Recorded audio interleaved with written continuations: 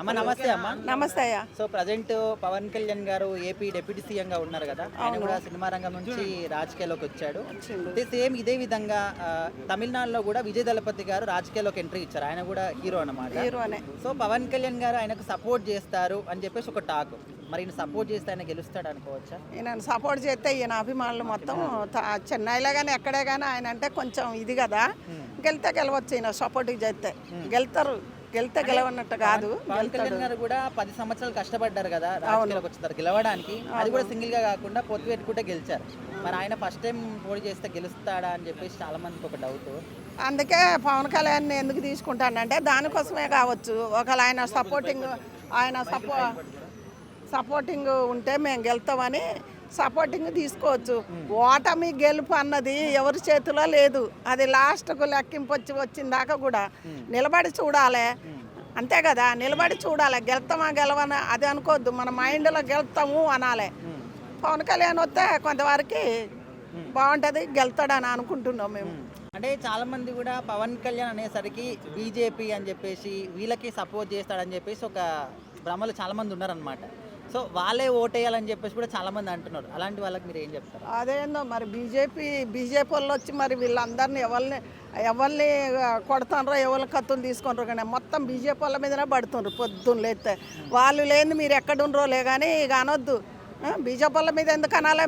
మీ తెలుగు ఉంటే మీ పార్టీ మీద మీరు చూసుకోరు కానీ అవి ఇవి మాట్లాడొద్దు కదా. మరి బీజేపీ మీద ఎందుకు వాళ్ళే వేయాలి అట్న ఓట్లు? మరి వీళ్ళందరికీ పనులు చేస్తాడు కదా. వీళ్ళందరూ బీజేపీ వాళ్ళు వీళ్ళందరూ ఎక్కడ ఉండరు? మరి ఆ రోజు దేశం కోసము మన వాళ్ళని చంపినప్పుడు మరి అప్పుడు రేవంత్ రెడ్డి రాలేదట్టుందిలే. టీఆర్ఎస్ వాళ్ళు చాలామంది అన్ని పార్టీలు ఉన్నాయి, ఒక్కటి కదా ఎర్ర జెండాలు. మరి ఆ రోజు అక్కడికి పోయి ఎందుకు యుద్ధం చేయలేదు? మోడీ గారు ఒక్కటే రయ్య మగలో నిద్రపోకుండా మన హిందువుల్ని చంపినరు. దానివల్ల ఎన్ని నెలలు, ఒక నెలంతా కూడా నిద్ర ఆగారం పోకుండా వాళ్ళని పాకిస్తాన్ వాళ్ళతో యుద్ధం చేసినారు. అలా ఏ పార్టీలు సపోర్టింగ్ చేయలేదు ఎందుకు? ఒకవేళ వాళ్ళే రావచ్చు, ఒకవేళ మంచి పనులు చేస్తే ఏ పార్టీ అయినా వస్తారు. వాళ్ళు లేని మీరు లేరు. వాళ్ళని బీజేపీ వాళ్ళని అసలు అనకూడదు. ఒప్పుకుంటాడా అంటే ఒప్పుకునే అవకాశాలు ఉన్నాయండి. ఎందుకంటే ఆయన ఇప్పుడు స్టార్టింగ్లో ఉన్నారు. విజయ్ దళపతి గారు స్టార్టింగ్లో ఉన్నారు. ఏదైనా ఒకవేళ ఎన్డీఏలోకి వెళ్తే కనుక కొంతకాలం చూద్దాం. బెనిఫిట్ అయ్యి ఒక అనుభవం బాగా సంపాదించిన తర్వాత మనల్ని ఆదరించే ప్రజలు ఉన్నప్పుడు మనం ఇప్పుడు ఇండివిజువల్గా ముఖ్యమంత్రి అవ్వచ్చు. ప్రస్తుతానికి అది వాళ్ళ కార్యవర్గం లేదా వాళ్ళ నాయక వర్గాన్ని బట్టి ఆలోచించి చెప్తారండి. అది ఎవరో విజయ్ గారు. అయితే ఇక్కడ పవన్ కళ్యాణ్ గారు ఒప్పించే బాధ్యత అంటే ఒప్పుకునే అవకాశాలు ఎందుకు ఉన్నాయంటే నరేంద్ర మోడీ గారు అక్కడ పరిపాలన ఉన్నారు.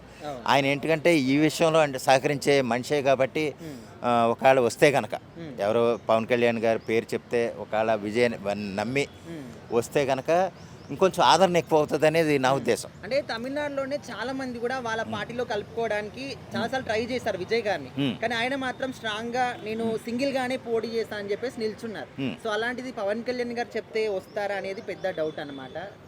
అయితే అంటే ఇదే అన్నానండి నేను ఇందాక, వాళ్ళ కార్యవర్గం లేదా వాళ్ళ నాయక వర్గం చెప్పిన దాన్ని బట్టి నిర్ణయంతో వస్తారు. ఏది ఏమైనా సరే అంటే పవన్ కళ్యాణ్ గారి మాట వినే అవకాశం అయితే ఉంది. ఎందుకంటే ఒక మంచి మిత్రుడిగా, చిరకాల మిత్రుడిగా ఏంటంటే ఈయన మంచి సలహా కోసమే చెప్తాడు.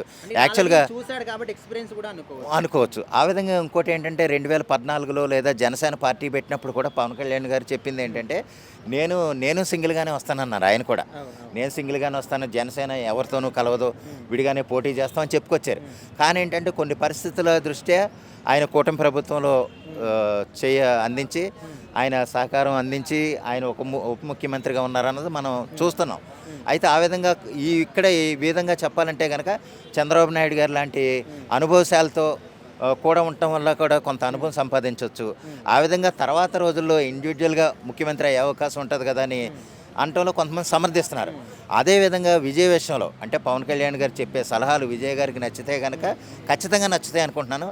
ఆయన కూడా ఈయన సలహాని సాధారణంగా స్వాగతిస్తారని నేను అనుకుంటున్నాను. నమ్మొచ్చు అన్న. ఎందుకంటే పవన్ కళ్యాణ్ గారికి తమిళనాడులో అంత పట్టు ఉంది. అట్లాగే ఏంటంటే బీజేపీ కూడా మంచి పట్టు ఉంది. అక్కడ దించేయాలని చాలా కళాఖండగా ఉంది. కాబట్టి జరిగితే మార్పులు జరగచ్చు. దళపతికి అంత పట్టు లేదు, కానీ ఏదో ఒకటి తీసుకున్నాడా తమిళనాడు చరిత్రని మార్చగల దమ్ము ఆయనలో వచ్చిద్ది, ఆయన కింద ఉన్న కార్యకర్తలకు వచ్చిద్దని నేను అనుకుంటున్నా. అదే పవన్ కళ్యాణ్తో కలిసాడు అనుకో ఇక తిరుగులేదు బీజేపీకి. అనే ఫీలింగ్లో ఉన్నామన్న. అంటే స్టార్టింగ్ నుంచి కూడా విజయ్ గారు ఎవరు పిలిచినా కూడా రాకుండా సింగిల్గానే నేను పోటీ చేస్తా అనే విధంగా ఆయన స్టాండ్ తీసుకున్నారు. సో మరి పవన్ కళ్యాణ్ గారు చెప్తే వచ్చే అవకాశం ఉందన్న. ఎందుకంటే సింగిల్గా ఎన్నాళ్ళు సింగిల్గా చేసి ఆయన పోయిన ప్రోగ్రాం ప్రతి ప్రోగ్రాం ఫెయిల్ అవ్వటము, ఆయన కొద్దిగా ఇబ్బందులు పడతాము, కుటుంబం పరంగా కూడా ఇబ్బందులు పడతాం ఆయన చూసి రజనీకాంత్ వాళ్ళే తప్పుకున్న ఆయన అనే ఆలోచన ఇప్పుడు ఈయనకి మొదలయ్యింది. కాబట్టి కానీ నేను రాజకీయంలో ఉండాలి అని పట్టుబట్టి ఉన్నాడు కాబట్టి పవన్ కళ్యాణ్ గారి సపోర్టు అటు బీజేపీ సపోర్ట్ తీసుకుని రేపు నిలబడతాడని మేము ఆశిస్తున్నాం. అన్న ఇప్పుడు ఎంత పోల్చుకున్నా కూడా విజయ్ గారి కన్నా పవన్ కళ్యాణ్ గారికి కొంచెం పాపులారిటీ అంటే ఫ్యాన్ బేస్ ఎక్కువ ఉంటుంది. సో ఆయనే కొన్ని సంవత్సరాల పాటు కష్టపడితే కనుక ఇక్కడ కూటమితో పొద్దు ఊడితే కనుక ఆయన గెలుపు సాధ్యం కాలేదు. మరి విజయ్ గారు ఇప్పుడు ఫస్ట్ టైం పోటీ చేసినప్పుడే గెలుస్తారని అనుకోవచ్చు అన్న. ఎందుకంటే అక్కడ స్టాలిన్ పరంగా ఎదిరిచ్చే వాళ్ళు లేకే కొద్దిగా నలిగిపోతున్నారు. గట్టిగా ఎదిరిచ్చే వాళ్ళు ఉంటే ఆ గవర్నమెంట్ని దించేయాలని చాలామంది ఆశపడుతున్నారు. సరైన క్యాండిడేట్ లేడు, సరైన క్యాండిడేట్ సపోర్ట్ అనేవాడు లేడు అనే ఒక్క ఫీలింగ్లో ఉన్నారు. కానీ వచ్చిన ఒక్క క్యాండిడేట్కి వెనకమాల సపోర్ట్ అనేది బ్యాక్గ్రౌండ్ అనేది సరిగ్గా లేదు.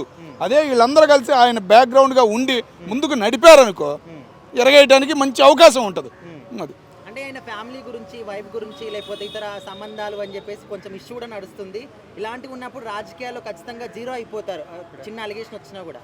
సో వాటి వల్ల ఏమైనా బ్యాక్ డ్రాప్ అయ్యే అవకాశం ఉందా? నిన్న రీసెంట్గా ఓ పెళ్ళికి వచ్చారన్న, అలా వైఫ్తో కలిసి వచ్చారు కాబట్టి దానికి ఫుల్ స్టాప్ పడింది అనుకుంటున్నాం. అట్లాగే అడుగులు కూడా కూటమి వైపు పడుతున్నాయి. కేంద్రం సపోర్ట్ తీసుకుందామనే రందిలో ఆయన ఉన్నాడు. ఆయన పక్కన ఉన్న సలహాదారులు దాని మీదగా పవన్ కళ్యాణ్ కూడా అతి త్వరలో కలవచ్చు. పవన్ కళ్యాణే దీనికి ముగింపు చెప్పబోతున్నాడు అని మేము ఆశపడుతున్నాం. నిజంగా చెప్పాలంటే సింగిల్గా ఎవ్వరు పోటీ చేసినా కానీ రాజకీయాల్లో 100% కాదు 1000% గెలవరు. అది ఫస్ట్ టైం.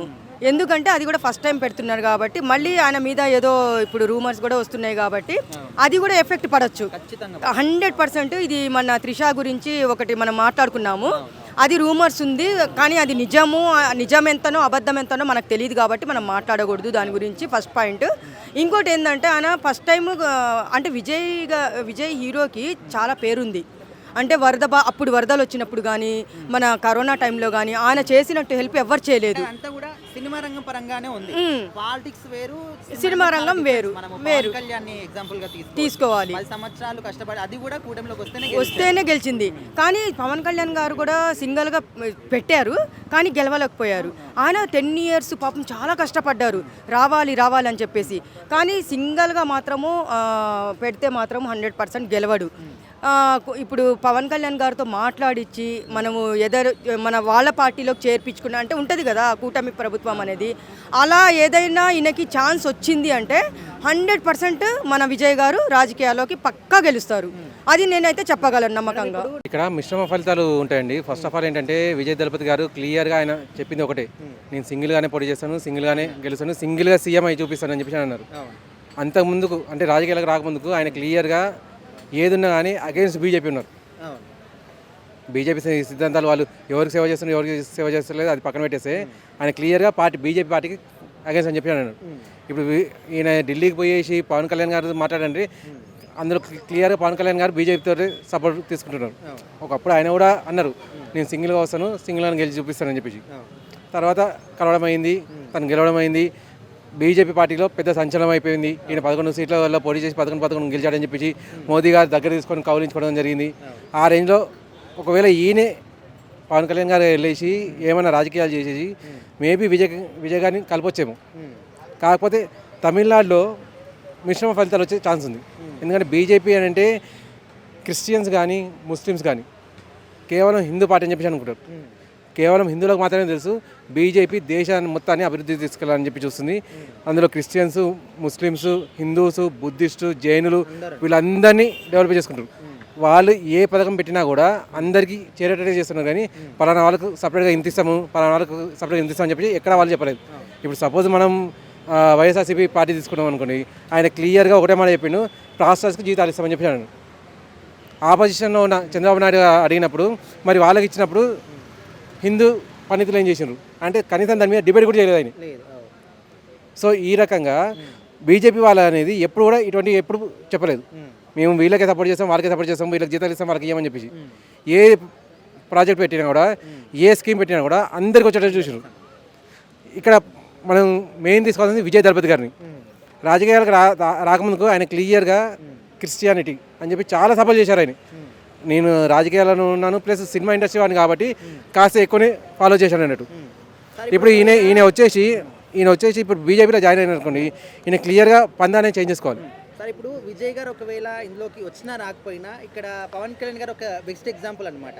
ఆయన ఒక సినిమా వ్యక్తిగా అందులోకి వెళ్ళి దాదాపు ఒక 10 సంవత్సరాల పాటు కష్టపడితే కనుక అది కూడా సింగిల్గా కాకుండా పొద్దున వస్తే గెలుపొందారు. సో మరి ఈయన ఫుల్ ఎక్స్పీరియన్స్డ్ కాబట్టి ఈయన చెప్పితే అర్థం చేసుకొని వస్తాడేమో అని అనుకోవచ్చు కదా.